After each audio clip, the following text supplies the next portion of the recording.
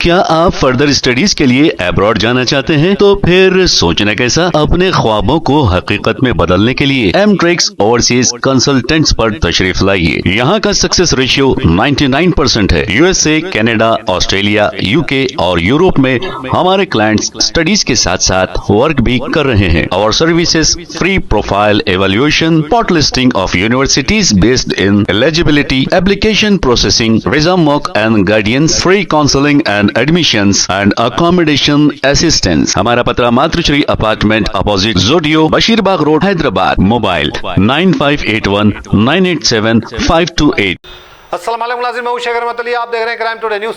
नाज़रीन, पिछले 2 दिनों से शहर हैदराबाद में खौफ का माहौल, बेचैनी का माहौल पाया गया उन लोगों में जो कुछ पॉलिटिशियन हैं, कुछ रिपोर्टर्स हैं। वो इस वजह से कि एक पेज है, फेसबुक पेज हैदराबाद के नमूने, वो पेज की जानिब से पोस्ट डाला जाता था और तस्वीरात डाले जाते थे।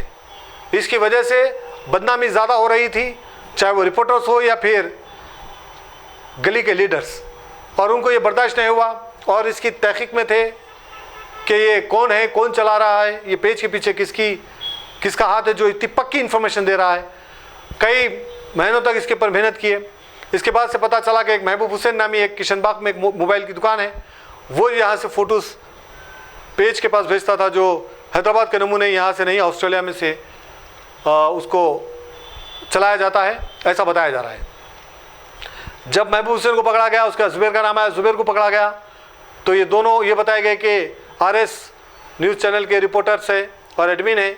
वो आरएस चैनल जनाब सुभान रिपोर्टर का है। फिर उनको फ़ोन किया गया, उनको बुलाया गया, उनके साथ भी मारपीट की गई, जुबैर के साथ भी मारपीट की गई और महबूब के साथ भी मारपीट की गई। महबूब फ़ौरन पुलिस स्टेशन जाकर वहाँ बैठ गए, लेकिन दोनों के साथ मारपीट की गई और सुभान रिपोर्टर भी वहाँ से निकल गए। जुबैर को मारा गया, उनकी वीडियो बनाई गई और वो वीडियो में खुलासा किया कि वो कैसे पोस्ट देते थे। बहरहाल ये सारा मसला हुआ। उसके बाद से फिर कल सुभान रिपोर्टर ने एक वीडियो अपने पेज पे डाली जहाँ पर हमारी मुक़द्दस किताब कुरान पाक को हाथ में लेकर उन्होंने कसम खाई। ये बड़ी अफसोस की बात है कि हमें इस तरह की कसम नहीं खाना चाहिए। और चूँकि आप एक सीनियर सहाफ़ी है, आपको तो हरगिज़ ये कदम नहीं उठाना चाहिए था, लेकिन आपने ये कदम उठाया। इससे बड़ी अफसोस की बात कुछ नहीं है कि इस तरह से आपने कुरान को हाजिर नाजिर जानकर ये कसम खाई कि आपका ताल्लुक़ हैदराबाद के नमूने से नहीं है। ठीक है, वो अलग शक्ल है। इसके बाद से हैदराबाद के नमूने ने अपने पेज पर यह वाज़ेह तौर पर लिखा कि उनकी वजह से कई लोगों को परेशानी हो रही है, उनकी वजह से सुभान रिपोर्टर को परेशानी हो रही है। इसलिए जो उनको पोस्ट डाला करते थे किशनबाग के ताल्लुक़ से, किशनबाग के डेवलपमेंट के ताल्लुक़ से, किशनबाग के कामों के ताल्लुक़ से, उनके जो आईडी से उनको डाला जाता था, जो नाम से उनको डाला जाता था, उनके नामों को हैदराबाद नमूने ने मंजराम पे ला लिया। इसके बाद से जो लोग डाले हैं उनको अब टारगेट बनाया जा रहा है। कुछ कॉरपोरेटर्स, कुछ लोकल लीडरों की जानिब से उनको ढूंढा जा रहा है, उनको धमकियाँ दिए जा रहे हैं। तो एक नौजवान जिसका नाम मोहम्मद नईम है, वो हमारे दफ्तर पहुंचा और उसने ये सारे तफसीलात बताई और रिकॉर्डिंग भी सुनाई जिस तरह से उनको धमकियाँ दिए जा रहे हैं। 1 घंटे में अगर नहीं आने पर उनको क्या किया जाएगा और घर पर किस तरह से जाकर घर वालों को मारपीट की जाएगी, इस तरह की धमकियाँ दिए जा रहे हैं। इसके बाद से नौजवान हिम्मत नहीं हारी।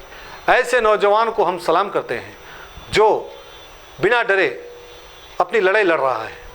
बड़ी अफसोस की बात है कि बड़े बड़े दानिश्वर लोग हैं जो बातें तो बड़ी करते हैं, लेकिन जब वक्त आता है तो भाग जाते हैं। लेकिन ये नौजवान की क्या गलती है? ये नौजवान ने वही वीडियो और वही फ़ोटो, वही तस्वीर हैदराबाद के नमूनों को भेजा जो उनके अर्श महल के इलाके में गंदा ड्रेनेज का पानी बह रहा है और कई सालों से, कई महीनों से बह रहा है। कई बार शिकायत करने के बावजूद भी वहाँ पर काम नहीं हो रहा है। तो जाहिर सी बात है, वहाँ पर रहने वाला पूरे बस्ती का मसला, जिसकी जिम्मेदारी है एमएलए की, कॉरपोरेटर की, लीडर की, वो तो काम नहीं कर रहे हैं। लेकिन एक नौजवान ने ये तस्वीर निकाल कर ताकि ये मसला हल हो जाए, उसने ये पोस्ट किया तो उसके जान के दुश्मन बन गए। वो अपनी जान बचाकर हमारे दफ्तर पहुंचा और क्राइम टुडे से बात करते हुए सारे तफसीलात बताई कि कैसे उसको जान का खतरा है। उसने राजेंद्र नगर डीसीपी से भी मुलाकात की और अत्तापुर पुलिस स्टेशन में भी शिकायत की ताकि उनकी जान की हिफाजत करें और उनके घर वालों की जान की हिफाजत करें। ये एक भीड़ बनाई जा रही है, एक भीड़ बनाकर आपका कत्ल करने की कोशिश की जा रही है। यह बड़ी अफसोस की बात है। कहाँ गए एसबी, इंटेलिजेंस कहाँ है, कहाँ है पुलिस, जो इस तरह से खुलेआम गुंडागर्दी की जा रही है, खुलेआम मारपीट की जा रही है, खुलेआम उनको किडनैप किया जा रहा है, खुलेआम घर पे हमले करने की धमकियां दिए जा रहे हैं, लेकिन सारे के सारे महकमे खामोशी इख्तियार किए हुए हैं। बड़ी अफसोस की बात है, हम तमाशाई बन के बैठे हैं। आज इस नौजवान के साथ होगा, कल आपके साथ होगा, तब क्या करोगे? अगर आज आवाज नहीं उठाओगे तो फिर हमेशा जिंदगी भर आवाज नहीं उठा पाओगे। हमारे हक के लिए हम कब लड़ेंगे? ये नौजवान की गलती क्या है? सिर्फ मोहल्ले के लिए उनको जो परेशानी हो रही है, आने जाने के लिए जो परेशानी हो रही है, उसके लिए उसने ये तस्वीर डाली ताकि इसका मसला हल हो जाए, लेकिन उस नौजवान की जान के दुश्मन बन गए। ये नौजवान हिम्मत वाला है, इसलिए इसने लड़ना सीख लिया। इससे सीखे लोग जो बड़े बड़ी बातें करते हैं, अपने आप को रिपोर्टर कहते हैं, अपने आप को जर्नलिस्ट कहते हैं, चापलूसी करने के अलावा आपके पास कुछ नहीं है। बेईमानी, धोखेबाजी आप में है। रिपोर्टरों का नाम बदनाम कर रहे हैं कुछ ऐसे रिपोर्टर्स जो इस तरह से खौफ की जिंदगी जी रहे हैं, लोगों की चापलूसी करके लोगों के डर में जिंदगी जी रहे हैं। आप में ये ताकत होनी चाहिए थे कि सच्चाई, हक़ाइक़ सामने लाए। क्या लाया आपने हक़ाइक़ सामने? कौन से अवाम के मसलों को उजागर किया? जो अपने आप को रिपोर्टर कहते हैं, अपने आप को जर्नलिस्ट कहते हैं और अपने आप को फला चैनल के रिपोर्टर कहकर फिरते हैं। सिवाय चापलूसियों के, सिवाय ऐसे लीडरों के गुलामियों के आपने कुछ नहीं किया। जो आपकी जिम्मेदारी थी अवाम के मसलों को उजागर करने की, आपने क्या किया? वो एक नौजवान लड़के ने अपनी जिम्मेदारी समझ कर उसने पोस्ट डाला और उसके जान के दुश्मन बन गए। उसका कत्ल करने के लिए पीछे फिर रहे हैं, ऐसा कहना है लड़के का। पुलिस भी अब संजीदा हो चुकी है। जरूरी है कि जब तक आप आवाज नहीं उठाएंगे तब तक तब्दीली नहीं आएगी। यह लड़के को अगर कुछ होगा तो इसके जिम्मेदार कौन है? यही सारा तफसीलात लड़के ने क्राइम टुडे के जरिए बात की। आज भी वक्त है, हमारे खोखले सिस्टम को सही करें। यह खोखला सिस्टम तब सही होगा जब आप जागोगे, आप आवाज उठाओगे। जब तक आप ये मुट्ठी भर लोगों से डरते रहोगे तब तक आपको इसी तरह से डराया जाएगा, इसी तरह से आपके साथ मारपीट की जाएगी। जरूरी है कि अपना हक लेना सीखे। जब आप वोट डाले हैं तो सवाल करना आपका फर्ज है। क्या आपने सवाल किया? एक जवान ने सवाल किया तो उसकी जान के दुश्मन बन गए। यही वजह से कई ऐसे गरीब लोग हैं जो डर के माहौल में जी रहे हैं, लेकिन उनकी आवाज उठाने की जिम्मेदारी वो रिपोर्टर्स की, वो चैनल्स की है। क्या उन्होंने ऐसा काम किया? नहीं, वो खुद इनके साथ मिले हुए हैं। तो फिर अपने आप को कैसे रिपोर्टर कहोगे? यही वजह है कि आप गली गली मार खा रहे हो, यही वजह है कि आपके साथ मारपीट की जा रही है, यही वजह है कि आपके साथ इस तरह की हरकत की जा रही है। बड़ी अफसोस की बात है। फौरन इस पर तवज्जो देने की जरूरत है। हैदराबाद सिटी पुलिस कमिश्नर और स्पेशल ब्रांच और इंटेलिजेंस, ये तमाम को देखना चाहिए कि किस किस लोगों के कत्ल का मंसूबा बनाया गया है, कौन से लोगों की कत्ल करने की साजिश की गई है, और यह लड़के की पूरी जान की हिफाजत करने की जिम्मेदारी पुलिस की है। फौरन इस पर तवज्जो देने की जरूरत है। देखते हैं इस पर। हेलो, वालेकुम। वालेकुम सलाम। कहाँ है भाई? कौन भाई? नईम भाई कहाँ है? नईम भाई भैया माधापुर पे हो अभी। माधापुर पे? अच्छा, जी हाँ। कब तक आते हैं? ऐसा मेरे को इवनिंग होती।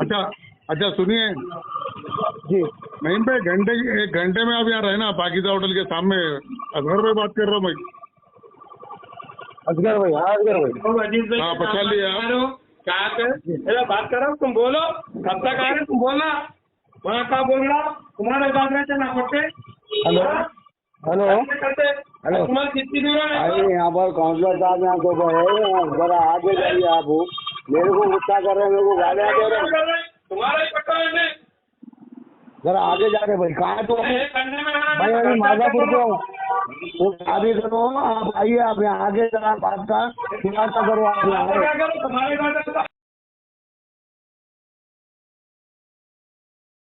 अस्सलाम वालेकुम। मैं किशनबाग अशमल से रहने वाला हूँ। मेरा नाम मोहम्मद नईम है। कुछ दिन पहले मैं एक वीडियो अपलोड करा था, पोस्ट करने लगाया था फेसबुक पे। एक हैदराबादी नमूनों बल्कि एक चैनल है, वो पोस्ट पे वीडियो डाले हम लोग। वीडियो मतलब ये डाले कि घर के पास प्रॉब्लम बस्ती का ड्रेनेज का प्रॉब्लम है। वो प्रॉब्लम में कोई भी अभी तक काम नहीं करे, उसका 10 साल से यही प्रॉब्लम चल रहा। बजट सेंक्शन हो रहा, बजट का कहाँ जा रहा वो पता नहीं चल रहा। उस वजह से मैं वीडियो डाला, काम नहीं हो रहा बोल के। हुसैनी पाशा साहब वहाँ पर कॉर्पोरेटर है, उनको कॉल करे तो बस काम करा देंगे बोलते। गुत्तेदार को बोले तो गुत्तेदार मर गया बोलते।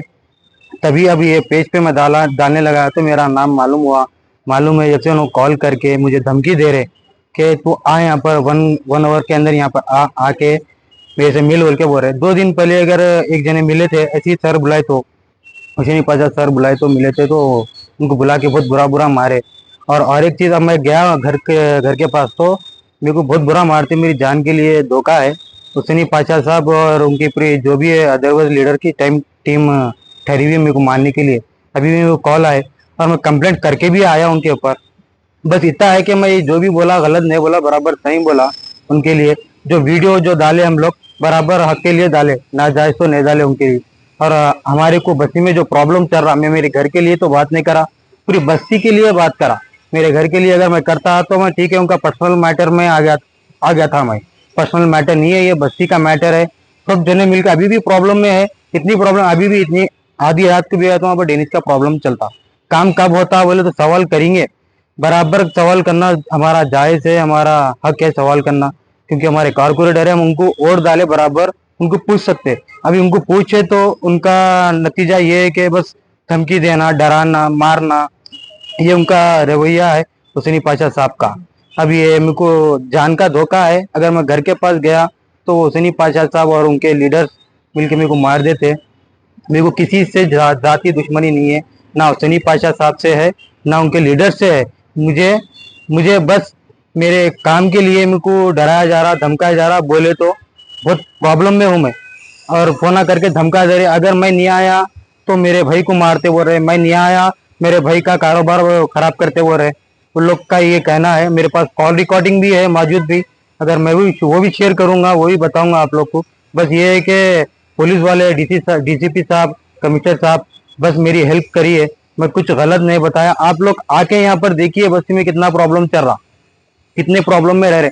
मौत आया उसमें जाते, ईदा होते, रमजान की ईद, बकरी ईद, हर चीज उसमें ही होता। काम बोले तो नहीं होता।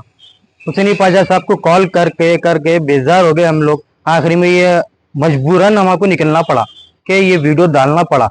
डाले तो ये धमकाना, डराना, अब ये जान का धोखा मेरे पड़े हुआ है पीछे। जो मैं घर से भागे हुआ हूँ, अभी मेरे को कॉल करके धमका रहे, मारते बोल रहे। मैं कमिश्नर साहब, डीसीपी साहब से गुजारिश करता हूँ कि मुझे हेल्प करिए, क्योंकि अगर मेरे को हेल्प नहीं करे तो मेरे को मार देते वो लोग। मेरे को तो इतना भरोसा है। अभी 2 दिन पहले की एक हमारे घर के पास 2-3 जनों को मारे, ऑलरेडी वो न्यूज पे चल रहा भी हो, दूसरे जनों को भी मारे। 5 जने खुल के नहीं बोल रहे, डर के। मैं तो बराबर हक के लिए बोला, बराबर बोलूंगा, डरूंगा नहीं पीछे। हुसैनी पाशा साहब से हक है मेरा बोलने का, और बराबर बोलूंगा मैं ये बात। हैदराबाद के अवाम के लिए बड़ी खुशखबरी। अपनी लाडली के शादी के मुबारक मौके पर यूनिक फर्नीचर लाया है 100% गारंटी और वारंटी के साथ 18 mm हार्डवुड 10 साल की वारंटी के साथ सिर्फ और सिर्फ 45,000 में। 12 mm हार्डवुड 2 साल की वारंटी और गारंटी के साथ 35,000 और पार्टिकल वुड MDF में सिर्फ और सिर्फ 25,000 में। बेड हो या ड्रेसिंग टेबल, शोकेस या मैलेदान, उम्दा डिजाइन सिर्फ और सिर्फ यूनिक फर्नीचर में। इसके साथ नमाज का तख्त बिल्कुल फ्री। फैंसी फर्नीचर में 25% का discount. Unique furniture, Chandrayangutta, Hashimabad. 9000005557, 9000004487 या फिर 9347100700 पर कॉल कर सकते हैं। हमारे ब्रांचेस अत्तापुर पिल्लर नंबर 242 और बंदलागुड़ा गौस नगर में है।